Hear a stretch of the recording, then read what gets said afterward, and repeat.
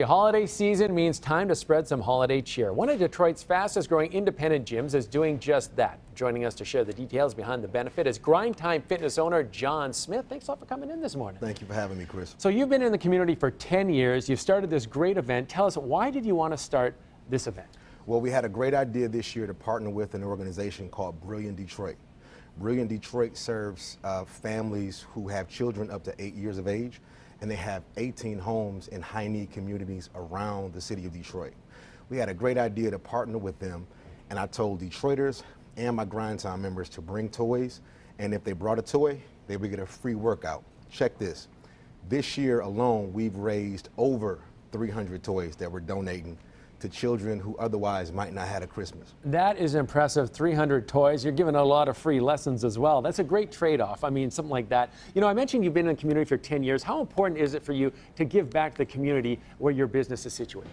You know what? I think it's really important for small businesses to partner with community organizations, because not just around Christmas time, but you have like holidays like Thanksgiving, and just really around the year period, I feel like we should have a heart to give back.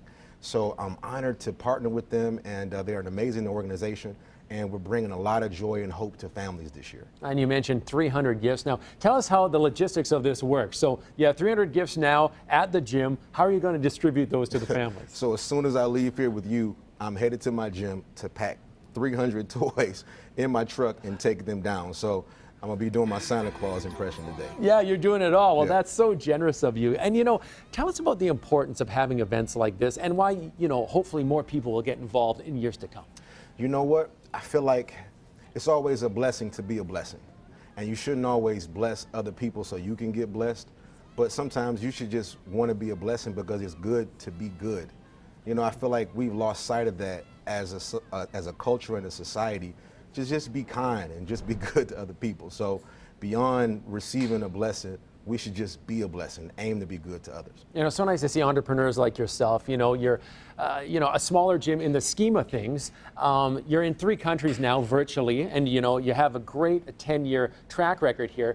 But when you're talking about entrepreneurs, how important it is for them to get involved in the community and give back, because you're dealing, especially in the gym scene, with so many nationwide companies. So you really got to stand out. How do you really stand out from the other ones? Well, you know what? First of all, my gym is not just a gym that works on you physically, but mentally, emotionally as well. And I think when you do things like this, it kind of puts people in touch with what they should be doing.